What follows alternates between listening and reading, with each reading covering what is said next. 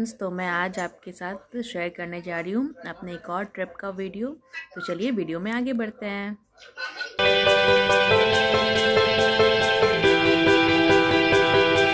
हाय, हम लोग मथुरा और वृंदावन जा रहे हैं।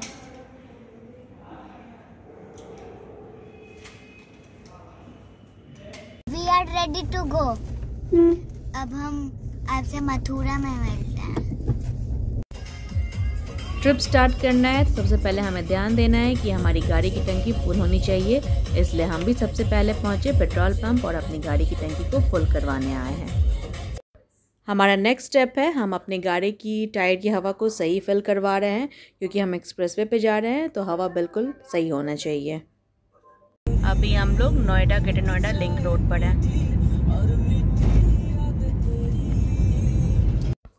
अब हम लोग ग्रेटर नोएडा आ गए।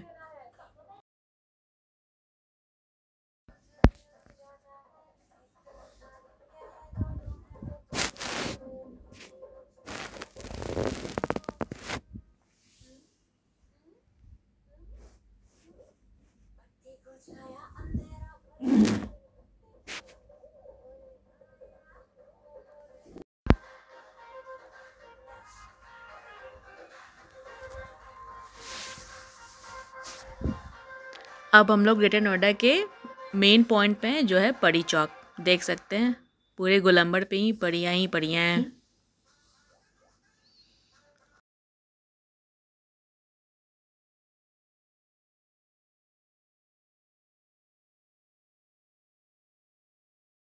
और हम लोग अभी हैं नोएडा ग्रेटर नोएडा एक्सप्रेसवे पे।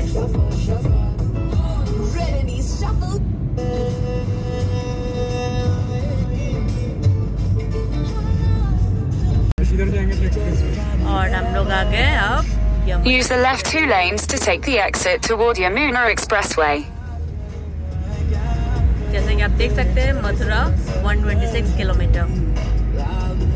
Continue for 110 kilometers. हम लोग हैं यमुना एक्सप्रेसवे पे। यमुना एक्सप्रेसवे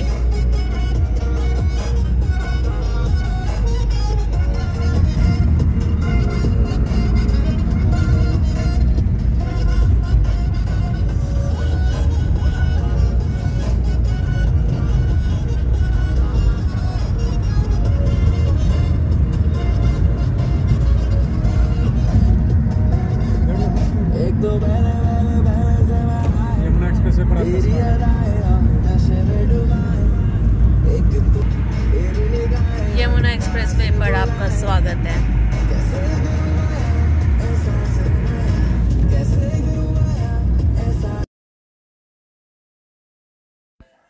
फर्स्ट टोल पे हमारे फास्ट टैग से 120 रुपीज़ कट हुए थे।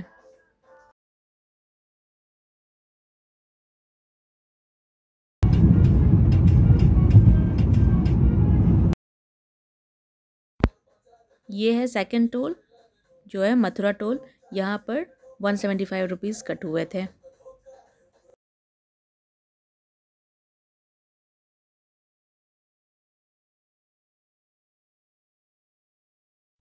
और हम लोग मथुरा पहुँच गए।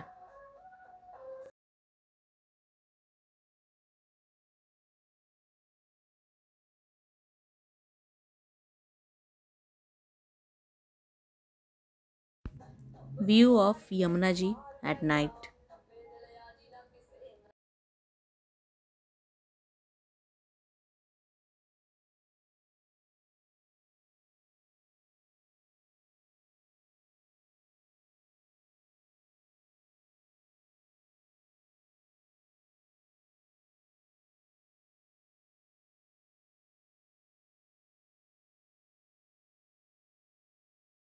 ये है मथुरा का बस स्टैंड।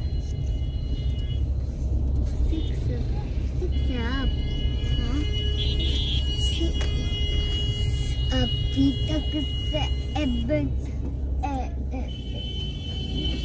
रेलवे स्टेशन और बस स्टैंड के जस्ट अपोजिट में है मथुरा रेलवे स्टेशन।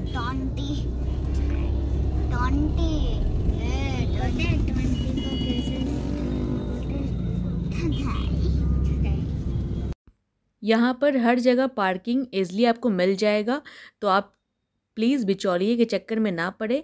जन्मस्थल मंदिर के थोड़ा सा ही आगे एक कार पार्किंग का अच्छा स्पेस है, जहाँ हमने भी कार पार्क किया था, जैसा कि आप देख सकते हैं। ये जन्मस्थल से थोड़ा ही आगे जाएंगे तो चौक है, बस लेफ़्ट हैंड साइड में ही आपको ये पार्किंग एरिया मिल जाएगा। 2 घंटे का यहाँ पर 50 रुपीज़ चार्जेस है। अब हम जा रहे हैं कृष्ण जी के जन्म स्थान पर। वहाँ पर आप जैसे ही जाएंगे, बस रास्ते के दोनों तरफ आपको इस तरह के शॉप्स दिख जाएंगे, जहाँ पर छोटे मोटे डेकोरेटिव आइटम्स, कृष्ण जी से जुड़े हुए उनके वस्त्र, उनके लिए श्रृंगार का सामान, फिर खाने पीने के लिए ढाबा, रेस्टोरेंट, रहने के लिए भी यहाँ पर आपको होटल रूम्स ईज़िली मिल जाएंगे।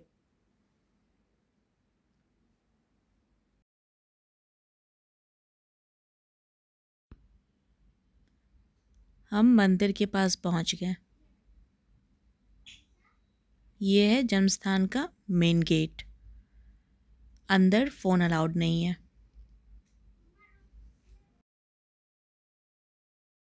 ये जन्मभूमि है, यहीं से अंदर जाना रहेगा।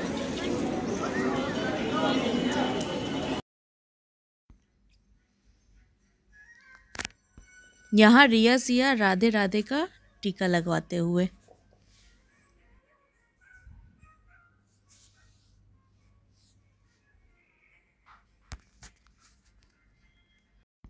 मंदिर में अंदर फ़ोन और कोई भी इलेक्ट्रॉनिक सामान अलाउड नहीं है।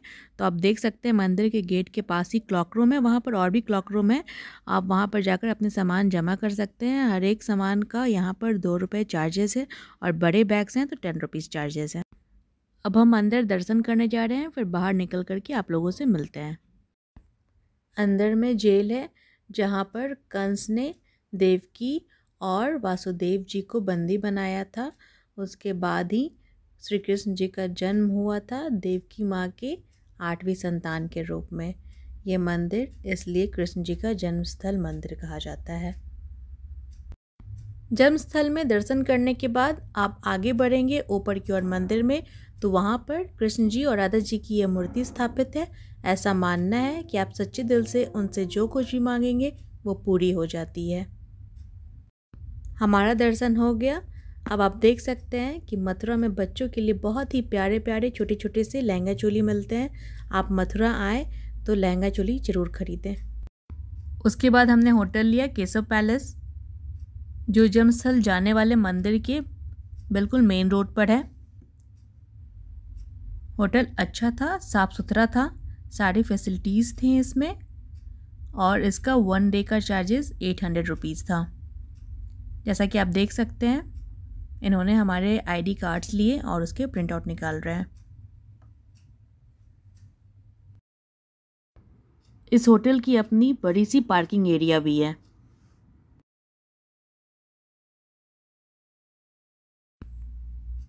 तो ये है हमारा होटल। सीढ़ियों से हम ऊपर गए। आप देख सकते हैं होटल साफ़ सुथरा है। ये है हमारा room, bed, TV, AC, cupboard, सब कुछ है, और साथ ही साथ साफ़ सुथरा बिल्कुल। अभी हम लोग द्वारिकाधीश मंदिर जा रहे हैं शेयरिंग ऑटो से, और हमारे सामने है बिल्कुल रिया एंड सिया।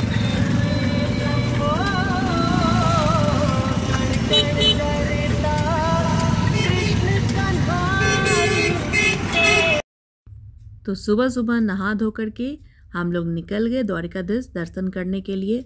बहुत ही ज़्यादा फॉग हो रही थी, ठंड भी बहुत थी, लेकिन हमें कृष्ण जी के दर्शन करने थे तो हम निकल पड़े।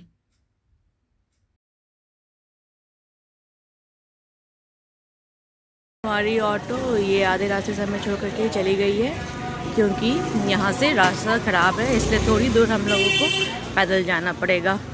आधे रास्ते नहीं कहेंगे, मतलब 75% हमें पहुँचा दिया, 25% हमें पैदल जाना है, क्योंकि यहाँ से ऑटो जाने के रास्ते नहीं है, वो ख़राब है। सारी दुकानें बंद है, लेकिन जलेबी कचौड़ी सुबह सुबह बनकर तैयार है। मथुरा आए और जलेबी कचौड़ी नहीं खाएं, ये कैसे हो सकता है।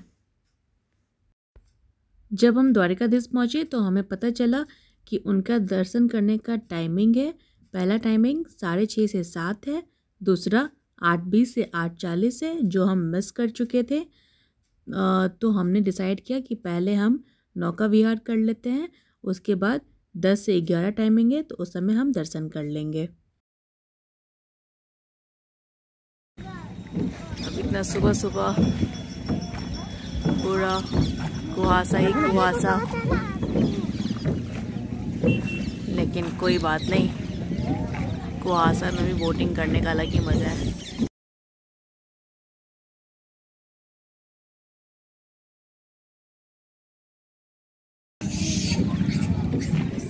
ये देखो बंदरों को।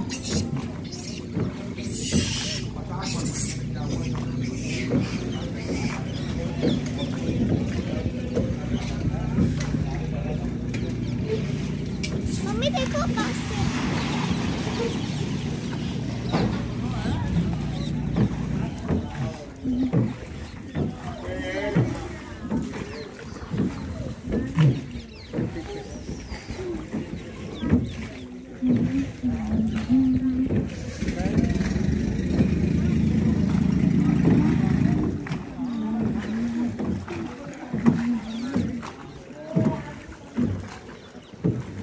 सारे काम करने वाले लोग हैं,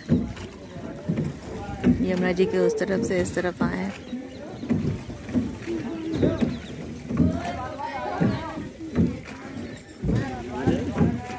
ये देखो सारे पुराने पुराने मकान हैं।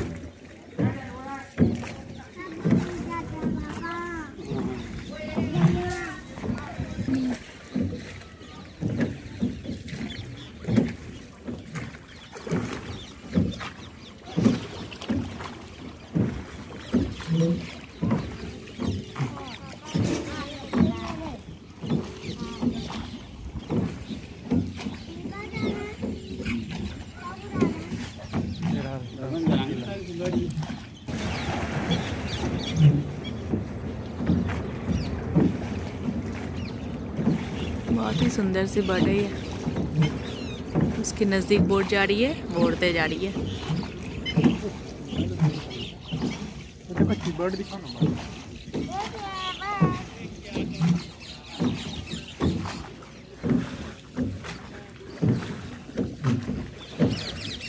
वो देखो सारे पुराने पुराने बिल्डिंग्स हैं।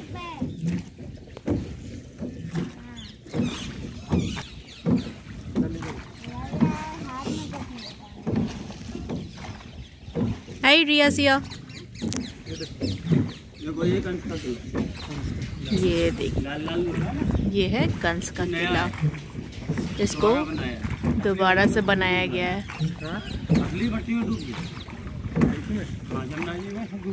पुराना जो किला था वो यमुना जी में डूब गया है, इसको फिर से बनाया गया है।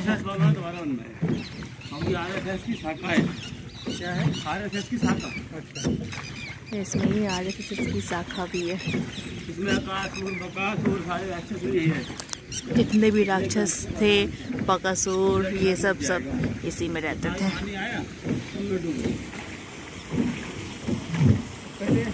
इसका किला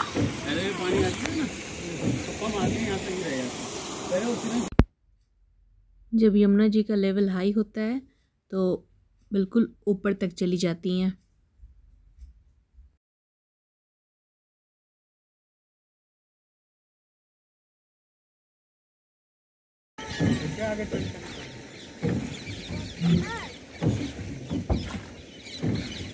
गिरा दोगी मोबाइल पर करना, बोल दो मामा को बाय कर, बोलो पुराना वाला है। हाँ वो आप पीछे आप देखेंगे वो पुराना है, लेकिन अभी कुहासा के कारण दिख नहीं पा रहा।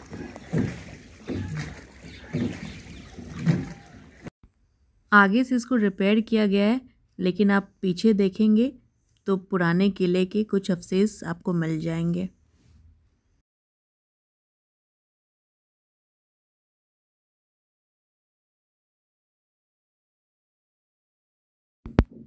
यहाँ देखिए, यहाँ पर यमुना जी की आरती भी होती है। बड़े बड़े ढोल दिख रहे हैं आपको।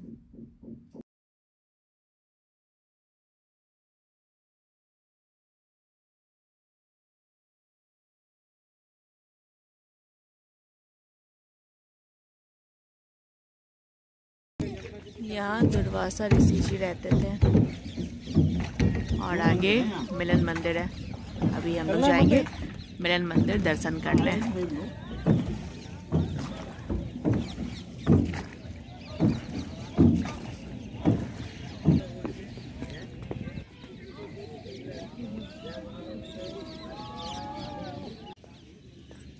अभी हम लोग जा रहे हैं मिलन मंदिर।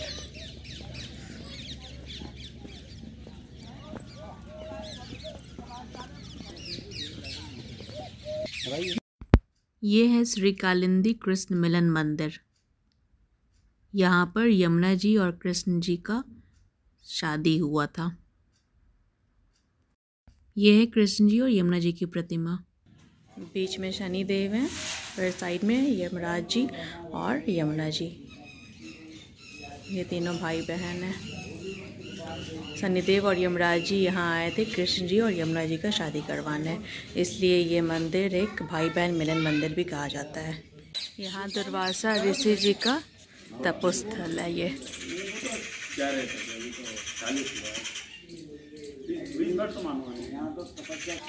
ये मिलन मंदिर घाट से बस थोड़ा सा ही आगे बढ़ेंगे, ये मंदिर वहीं पर है।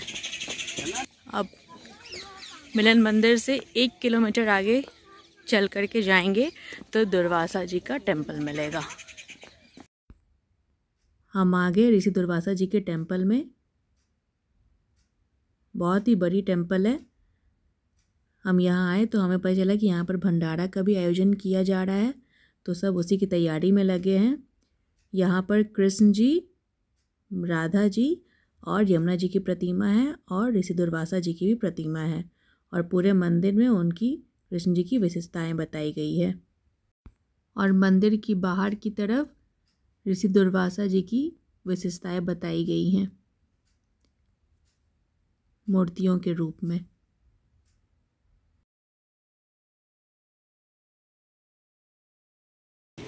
हर साल यहाँ एक मेला लगता है। 5 तारीख को यह मेला बस स्टार्ट होने वाला है। सारी तैयारियाँ हो रही है, देख सकते हैं आप।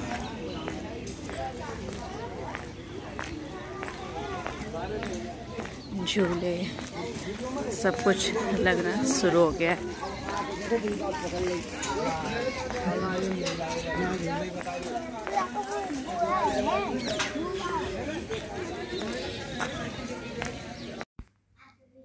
सामने आप देख सकते हैं धुंध से थोड़ी क्लियर होकर के बिल्डिंग्स दिख रही है। ये सब है पुरानी मथुरा, 1100 साल पुरानी। कंस को मारने के बाद यहाँ पर कृष्ण जी आकर के विश्राम किए थे, इसलिए इस घाट को विश्राम घाट कहते हैं।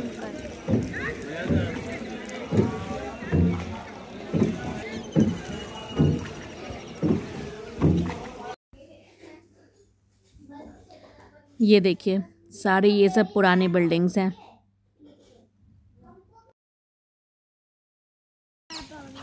ये देखिए ये सारे बर्ड्स बाहर के हैं। ये अभी इस मौसम में बाहर से आते हैं।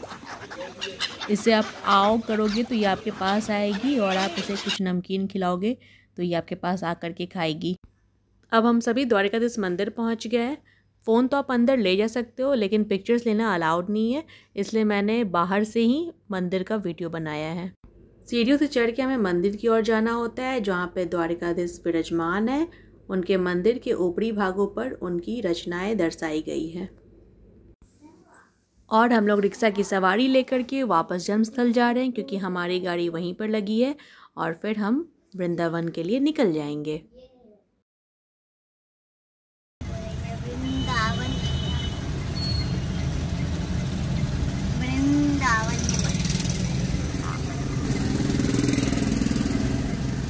हम लोग वृंदावन जा रहे हैं।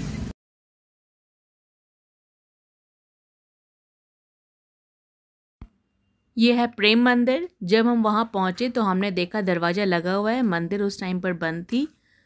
ये मंदिर बहुत ही सुंदर तरीके से बनाया गया है। यहाँ अंदर कृष्ण जी और राधा जी की भी मूर्ति स्थापित है, जो कि बहुत ही सुंदर देखने में लगती है। रात में इस मंदिर की लाइटिंग बहुत ही अच्छी दिखती है। और हम बस बांके बिहारी मंदिर पहुँचने ही वाले हैं। मंदिर के पहले आपको वहाँ पर बहुत सारी पार्किंग एरियाज़ मिल जाएंगे, जहाँ पर पर 2 आवर्स 50 रुपीज़ चार्जेस हैं। बस हम बांके बिहारी मंदिर पहुंचने ही वाले हैं। मंदिर आने से पहले मार्केट रहती है रोड के दोनों साइड में, जहां पर कृष्ण जी से जुड़े हुए उनके सारे सामान आपको मिलेंगे। बहुत ही सुंदर सुंदर उनके पोशाक थे, उनकी मूर्तियां थी, बहुत ही सुंदर लग रहे थे। और याद रखिएगा कि जब आप मंदिर जाएं तो अपने फ़ोन को संभाल कर रखिए, क्योंकि वहाँ पर बहुत सारे बंदर होते हैं जो आपका सामान, आपका फ़ोन छीन करके भाग सकते हैं।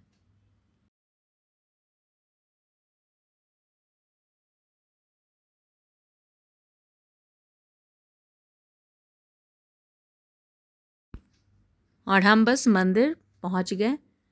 यहाँ भी आप फ़ोन अंदर ले जा सकते हैं, लेकिन फ़ोटो लेना अलाउड नहीं है। मैं आपको बता दूं, यहाँ पर कृष्ण जी की जो प्रतिमा है वो बनाई नहीं गई है, बल्कि वो खुद से प्रकट हुई थी और वो लकड़ी की बनी हुई है। ऐसा कहा जाता है कि जब आप इस मंदिर में जाएं तो भगवान जी की आंखों में देखें, क्योंकि भगवान जी बहुत भोले हैं और वो आपके प्रेम में अधीन होकर के आपके साथ आ जाते हैं। लेकिन इस डर से कि कहीं भगवान जी मंदिर छोड़ करके कहीं चले न जाएं, इसलिए वहाँ के पुजारी बार बार पर्दे लगाते रहते हैं ताकि आप लगातार उनकी आंखों में ना देख पाएं। आप देखिएगा कि कृष्ण जी बांसुरी नहीं धारण किए हुए हैं, क्योंकि बांके बिहारी मंदिर में कृष्ण जी बांसुरी सिर्फ शरद पूर्णिमा को धारण करते हैं। हमने दर्शन कर लिया, अब हम जा रहे हैं निधिवन।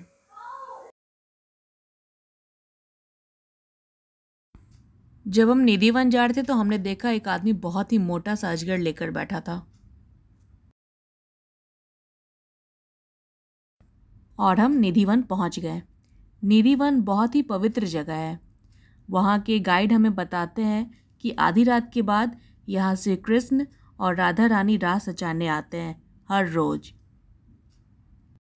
यहाँ की सारी वृक्षों के तने सीधे नहीं होते हैं, सारे वृक्षों के तने नीचे की ओर झुके होते हैं और एक दूसरे से जुड़े हुए होते हैं, जैसा कि आप देख सकते हैं। सारे वृक्ष यहाँ ऐसे ही हैं और सारे के तने एक दूसरे से जुड़े हुए हैं।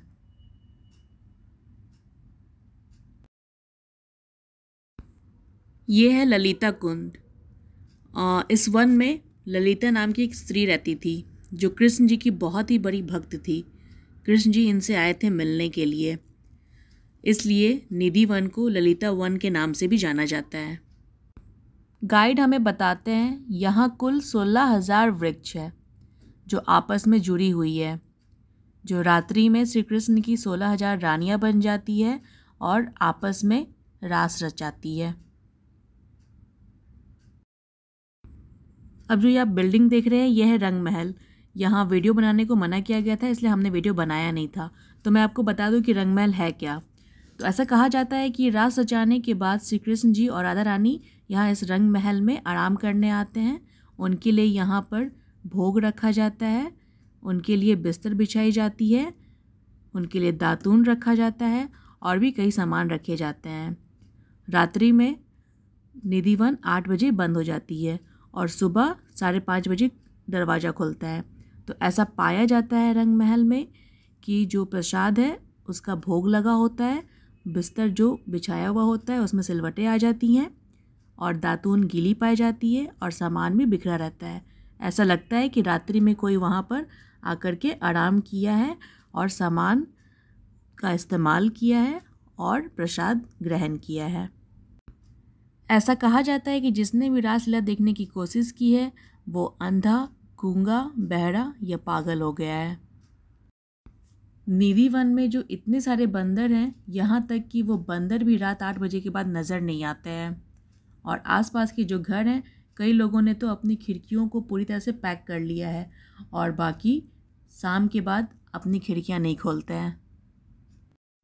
पहले तो निधि वन पूरी तरह से खुला हुआ था, इस तरह से दोनों तरफ पैक नहीं करके रखा था, लेकिन शायद बंदरों के कारण और कुछ लोग हैं जो वृक्षों को नुकसान पहुंचाते थे, इसके कारण पूरी तरह से पैक कर दिया गया है।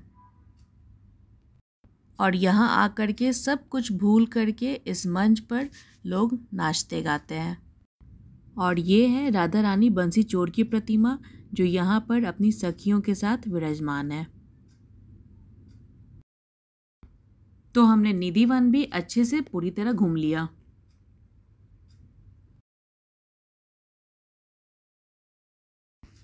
अब हम जा रहे हैं साजी मंदिर।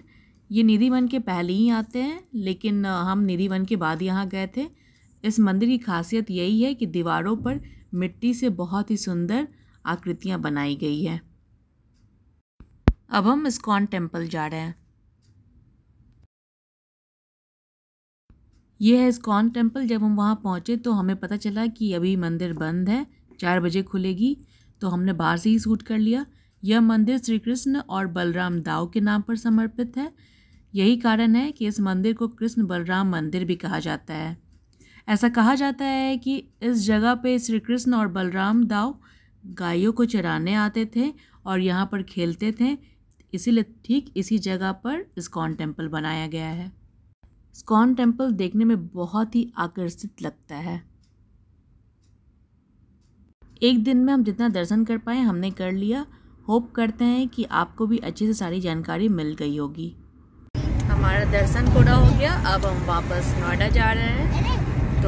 तो अगर आपको मेरा ये वीडियो पसंद आया हो तो मेरे चैनल को ज़रूर सब्सक्राइब करिएगा। राधे राधे।